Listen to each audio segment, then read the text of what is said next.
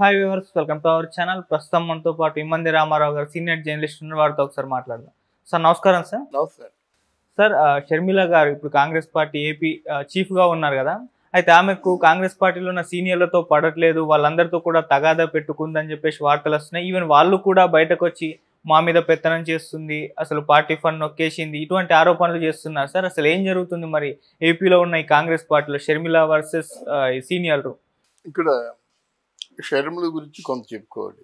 ఆవిడ రావడమే తెలంగాణలో కాంగ్రెస్ పార్టీ, తెలంగాణ వైఎస్ఆర్ తెలంగాణ పార్టీ అని చెప్పేసి పెట్టింది. ఒక పార్టీని స్థాపించి పెట్టించిన తర్వాత చాలా అగ్రెసివ్గా పోయింది. అయినప్పుడు కూడా అక్కడ తెలంగాణ ప్రజలు ఏంటంటే పక్కా తెలంగాణ వాదులు. వాళ్ళు ఏం చేశారంటే, తెలంగాణ కోసం నువ్వు మాట్లాడావా, పోట్లాడావా, నీకేమి అధికారం ఉంది పో అని చెప్పారు.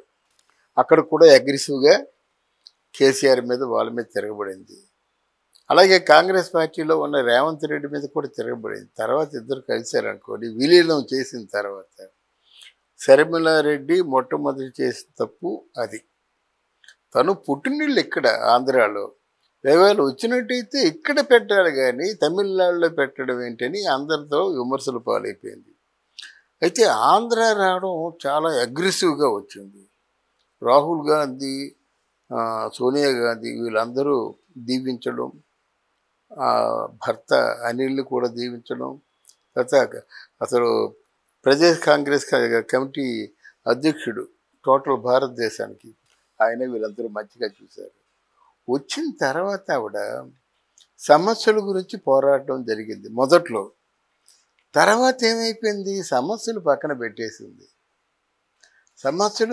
పెట్టేసి ఇంకా వ్యక్తుల గురించి ఆరాటం మొదలైంది. అది కూడా బ్యాలెన్స్గా ఉంటే బాగుండేది.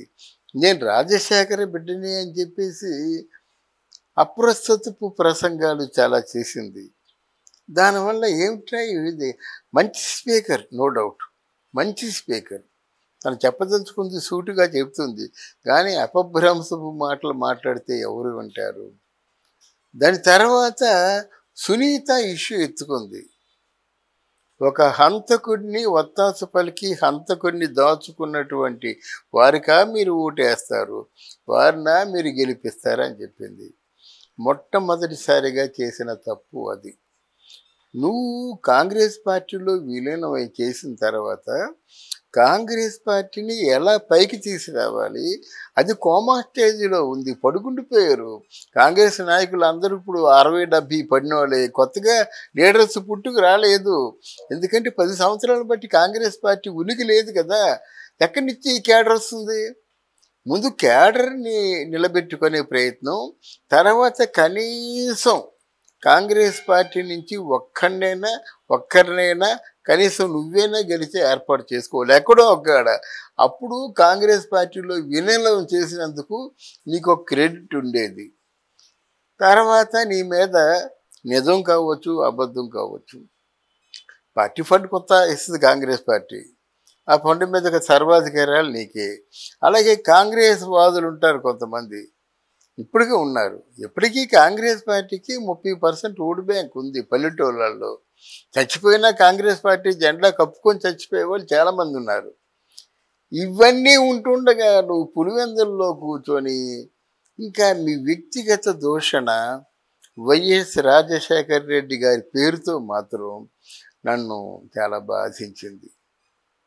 ఆయన మాట్లాడడం అంటే జగన్మోహన్ రెడ్డి, ఈవిడ మాట్లాడడం ఎంతవరకు దిగజారిపోయారంటే, నన్ను జుత్తు పట్టుకొని తిన్నగా వెళ్ళి గోడకేసి కొట్టాడని ఈవిడ చెప్తుంది. ఆడే అసలు క్యారెక్టర్ లేని అమ్మాయి అని ఇంకా బూతు మాటలు మాట్లాడకూడదు ఆయన చెప్తాడు. ఇదా అన్న చెల్లెళ్ళు మాట్లాడుకోవాల్సింది? అప్పటికి కొంచెం కోపం వచ్చినా సరే ఇంత పొరికి వాళ్ళలాగా స్లమ్ క్లియరెన్స్ ఏరియాలో ఉన్న వాళ్ళలాగా మాట్లాడుకున్నారంటే మీ కుటుంబం పరువు మీరే తీసుకున్నారు కదా. ఇద్దరి మధ్యని ఎవరికి సపోర్ట్ చేయలేక పాపం విజయం వెళ్ళిపోయింది. అంతిమంగా ఏం చేశారు మీరు? ఆయన ఓటు ఎగుద్దని చెప్పారు. ఇప్పుడు నిందపడుతున్నారు కదా. ఏమంటారు, ఈ ఆడవాళ్ళ తాలూకు ఘోష మమ్మల్ని తినేసింది, నాశనం అయిపోయి ఉంటారు అన్నమాట. ఆయన పడవలసి వచ్చింది కదా. విజయమ్మకైనా బుద్ధి ఉండాలి కదా. షర్మిలకి ఓటు వేయమన్నప్పుడు నీ వంశం అయిపోతుంది, నీ కొడుకు ఆలోచించావా? మళ్ళీ కలుసుకున్నావు అంటే వీళ్ళందరూ సిస్టమేటిక్గా జరగలేదు. వాళ్ళ బుర్రకి ఏమి తోచినట్టయితే అదే మాట్లాడారన్నమాట. అందువల్ల కాంగ్రెస్లో చాలామందికి ముందు అలాంటి వాళ్ళు లెజెండరీ పీపుల్ ఎవరు, కేవీపీ రామచంద్రరావు, వైఎస్ఆర్కి ఆత్మ లాంటి వాడు, రఘువీరారెడ్డి, తులసిరెడ్డి, ఇట్లాంటి వాళ్ళందరూ పక్కన ఉండేవారు అన్నమాట. మళ్ళీ కాంగ్రెస్కి ఏదైనా పాత వైభవానికి ప్రాణం పోస్తుందేమనుకున్నట్టయితే అది వదిలేసి మీ ఎంత ఉంటే కాంగ్రెస్లో ఉన్న వాళ్ళందరికీ చికాకు కలిగింది.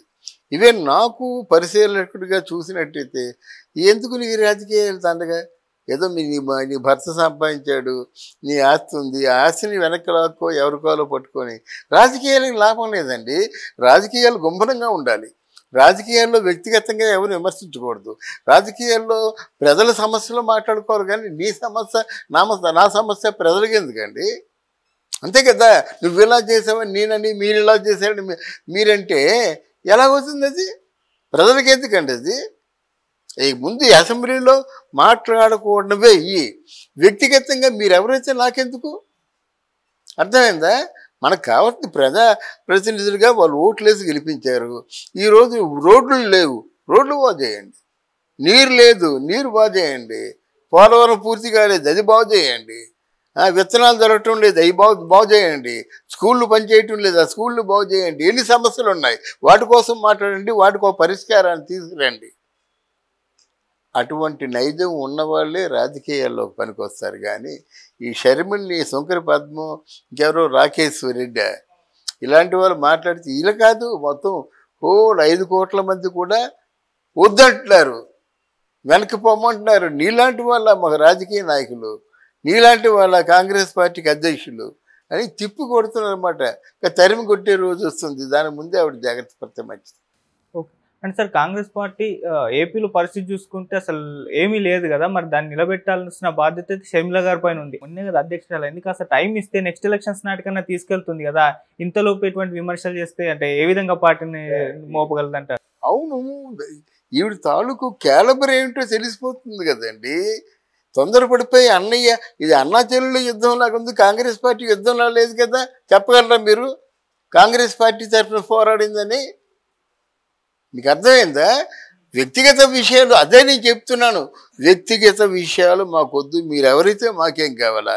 ప్రజా సమస్యలు పరిష్కారం చేయండి, కనీసం ఒక్క సమస్యనైనా పరిష్కరించండి. ఇదే నా తాలూకు ఉద్దేశం, ఇదే నా తాలూకు నినాదం కూడా. 10 పనులు చేస్తూ ఉన్నారు, 5 పనులు సక్సెస్ఫుల్గా చేయండి. అదేది మానేసి అడ్డంగా ఉన్నాడు అన్నయ్య వాడు తాగుబోతూ తిరిగిపోతూ ఇంకేదో దుర్మార్గుడు నన్ను కొట్టాడు ఎందుకు? అదేమో అది వాయాడి నోరు పెట్టుకొని పడిపోతుంది అని చెప్పేసి ఆయన దాని క్యారెక్టర్ లేదు అనేది. అంటే శర్మిలారెడ్డినేమో శర్మిలా శాస్త్రి, ఈ మాటలు ఎందుకంటే ప్రజలకు అవసరమా?